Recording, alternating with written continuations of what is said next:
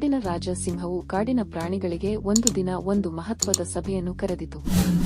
ಕಾಡಿನ ಎಲ್ಲ ಪ್ರಾಣಿಗಳು, ಆನೆ, ಹುಲಿ, ಕರಡಿ, ಜಿಂಕೆ, ಮೊಲ, ಕಾಡುಕೋಣ, ಮಂಗ, ಹಾವು ಎಲ್ಲರೂ ಸಿಂಹದ ಗುಹೆಯ ಮುಂದೆ ಒಟ್ಟಾಗಿ ಸೇರಿದವು. ಸಿಂಹವು ತನ್ನ ಗರ್ಜನೆಯೊಂದಿಗೆ ಸಭೆಯನ್ನು ಆರಂಭಿಸಿತು. ನನ್ನ ಪ್ರೀತಿಯ ಕಾಡಿನ ಸ್ನೇಹಿತರೆ, ಇಂದು ನಾನು ನಿಮಗೆ ಕೆಲವು ಮಹತ್ವದ ಪಾಠಗಳನ್ನು ಕಲಿಸಲು ಬಯಸುತ್ತೇನೆ. ಈ ಕಾಡಿನಲ್ಲಿ ನಾವೆಲ್ಲರೂ ಒಟ್ಟಾಗಿ ಬದುಕಬೇಕಾದರೆ ಕೆಲವು ನಿಯಮಗಳನ್ನು ಪಾಲಿಸಬೇಕು ಎಂದು ಸಿಂಹವು ಗಂಭೀರವಾಗಿ ಹೇಳಿತು. ಪಾಠ 1: ಒಗ್ಗಟ್ಟಿನ ಬಲ. ಸಿಂಹವು ಮೊದಲಿಗೆ ಒಗ್ಗಟ್ಟಿನ ಬಗ್ಗೆ ಮಾತನಾಡಿತು.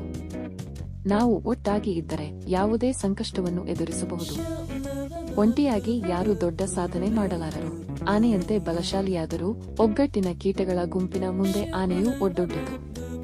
ಆದ್ದರಿಂದ ನಾವೆಲ್ಲರೂ ಒಕ್ಕೂಟದಿಂದ ಬದುಕಿದರೆ ಯಾವುದೇ ಶತ್ರುವಿನಿಂದ ನಮ್ಮನ್ನು ರಕ್ಷಿಸಿಕೊಳ್ಳಬಹುದು. ಕಾಡುಕೋಣವೊಂದು ಕೇಳಿತು, ಆದರೆ ಸಿಂಹರಾಜನೇ, ನಾವು ಬೇರೆ ಬೇರೆ ಜಾತಿಯವರು ಹೇಗೆ ಒಗ್ಗಟ್ಟಾಗಿರಬಹುದು? ಸಿಂಹವು ನಗುತ್ತಾ, ಒಗ್ಗಟ್ಟು ಎಂದರೆ ಒಂದೇ ಜಾತಿಯವರಿರುವುದಲ್ಲ, ಒಂದೇ ಗುರಿಯನ್ನು ಹೊಂದಿರುವುದು. ನಮ್ಮ ಕಾಡನ್ನು ಸುರಕ್ಷಿತವಾಗಿಡುವ ಗುರಿಯಲ್ಲಿ ಒಂದಾಗಿ ಎಲ್ಲ ಪ್ರಾಣಿಗಳು ತಲೆಯಾಡಿಸಿದವು. ಪಾಠ 2: ಗೌರವ ಮತ್ತು ಸಹಾನುಭೂತಿ. ಎರಡನೇ ಪಾಠವಾಗಿ ಸಿಂಹವು ಗೌರವದ ಬಗ್ಗೆ ಮಾತನಾಡಿತು. ಕಾಡಿನಲ್ಲಿ ಎಲ್ಲರಿಗೂ ತಮ್ಮದೇ ಆದ ಸ್ಥಾನವಿದೆ. ಆನೆಯ ಬಲ, ಹುಲಿಯ ಚಾಕಚಕ್ಯ, ಜಿಂಕೆಯ ವೇಗ, ಮಂಗನ ಚತುರತೆ ಎಲ್ಲವೂ ಮುಖ್ಯ. ಯಾರನ್ನೂ ಕೀಳಾಗಿ ಕಾಣಬೇಡಿ. ಒಬ್ಬರನ್ನೊಬ್ಬರು ಗೌರವಿಸಿದರೆ ಕಾಡು ಶಾಂತಿಯಿಂದ ಕೂಡಿರುತ್ತದೆ. ಒಂದು ಮೊಲವು ತನ್ನ ಚಿಕ್ಕದಾದ ಕಿವಿಗಳನ್ನು ತಿರುಗಿಸಿ ಕೇಳಿತು, ನಾನಂತೂ ಚಿಕ್ಕವನು, ಯಾರೂ ನನ್ನನ್ನು ಗೌರವಿಸುವುದಿಲ್ಲ. ಸಿಂಹವು ಉತ್ತರಿಸಿತು, ನಿನ್ನ ಚಿಕ್ಕ ಗಾತ್ರವೇ ನಿನ್ನ ಬಲ. ದೊಡ್ಡ ಪ್ರಾಣಿಗಳಿಗೆ ತಲುಪಲಾಗದ ಸ್ಥಳಗಳಿಗೆ ನೀನು ಹೋಗಬಹುದು. ಎಲ್ಲರೂ ನಿನ್ನನ್ನು ಗೌರವಿಸುತ್ತಾರೆ. ಒಮ್ಮೆ ಅವರಿಗೆ ನಿನ್ನ ಸಾಮರ್ಥ್ಯ ತಿಳಿದರೆ. ಮೊಲವು ಖುಷಿಯಿಂದ ಕುಣಿಯಿತು. ಪಾಠ 3: ಪರಿಸರದ ರಕ್ಷಣೆ. ಮೂರನೇ ಪಾಠವಾಗಿ ಸಿಂಹವು ಕಾಡಿನ ರಕ್ಷಣೆಯ ಬಗ್ಗೆ ಒತ್ತು ನೀಡಿತು. ಈ ಕಾಡು ನಮ್ಮೆಲ್ಲರ ತಾಯಿ. ಇದರ ಮರಗಳು, ನದಿಗಳು, ಗಿಡಗಳು ಇವೆಲ್ಲವೂ ನಮ್ಮ ಬದುಕಿಗೆ ಆಧಾರ. ನಾವು ಇದನ್ನು ಕಾಪಾಡಿಕೊಳ್ಳಬೇಕು. ಅಗತ್ಯಕ್ಕಿಂತ ಹೆಚ್ಚಿನದನ್ನು ತಿನ್ನಬೇಡಿ, ಮರಗಳನ್ನು ಕಡಿಯಬೇಡಿ, ನದಿಗಳನ್ನು ಕಲುಷಿತಗೊಳಿಸಬೇಡಿ. ಕಾಡಿನ ಕೀರಲು ಕೊಂಗವೊಂದು ಕೇಳಿತು, ನಾವು ತಿನ್ನದಿದ್ದರೆ ಏನು ತಿನ್ನುವುದು? ಸಿಂಹವು ಉತ್ತರಿಸಿತು, ಪ್ರಕೃತಿಯು ಸಾಕಷ್ಟು ಆಹಾರವನ್ನು ಒದಗಿಸಿದೆ.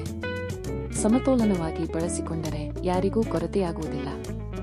ಪಾಠ 4: ಧೈರ್ಯ ಮತ್ತು ಜವಾಬ್ದಾರಿ. ಕೊನೆಯ ಪಾಠವಾಗಿ ಸಿಂಹವು ಧೈರ್ಯದ ಬಗ್ಗೆ ಮಾತನಾಡಿತು. ಕಾಡಿನ ರಾಜನಾದರೂ ನಾನು ಎಂದಿಗೂ ಭಯದಿಂದ ಕಾಡನ್ನು ಆಳುವುದಿಲ್ಲ. ಧೈರ್ಯವೆಂದರೆ ಶಕ್ತಿಯಿಂದ ಇತರರನ್ನು ಒಡ್ಡೊಡ್ಡಿಸುವುದಲ್ಲ, ತೊಂದರೆಯ ಸಮಯದಲ್ಲಿ ಎದುರಾಗಿ ನಿಲ್ಲುವುದು. ಎಲ್ಲರೂ ತಮ್ಮ ಜವಾಬ್ದಾರಿಯನ್ನು ಧೈರ್ಯದಿಂದ ನಿಭಾಯಿಸಬೇಕು. ಒಂದು ಜಿಂಕೆಯು ಕೇಳಿತು, ನಾನಂತೂ ಶಾಂತಿಯಿಂದ ಓಡಾಡುವವನು, ನನಗೆ ಧೈರ್ಯ ಬೇಕೇ? ಸಿಂಹವು, ಶಾಂತಿಯಿಂದ ಬದುಕುವುದೇ ದೊಡ್ಡ ಧೈರ್ಯ. ಆದರೆ ಕಾಡಿಗೆ ಯಾವುದೇ ತೊಂದರೆ ಬಂದರೆ ನಿನ್ನ ವೇಗವನ್ನು ಎಲ್ಲರ ಒಳಿತಿಗೆ ಬಳಸು. ಸಿಂಹದ ಮಾತುಗಳನ್ನು ಕೇಳಿ ಎಲ್ಲ ಪ್ರಾಣಿಗಳು ತಮ್ಮ ತಮ್ಮ ಜವಾಬ್ದಾರಿಯನ್ನು ಅರಿತವು. ಅವೆಲ್ಲವೂ ಒಗ್ಗಟ್ಟಿನಿಂದ, ಗೌರವದಿಂದ, ಧೈರ್ಯದಿಂದ ಕಾಡನ್ನು ಕಾಪಾಡಿಕೊಂಡು ಬದುಕಲು ಒಪ್ಪಿಕೊಂಡವು. ಸಿಂಹವು ಕೊನೆಯಲ್ಲಿ ಹೇಳಿತು, ನಾವೆಲ್ಲರೂ ಒಂದೇ ಕಾಡಿನ ಮಕ್ಕಳು.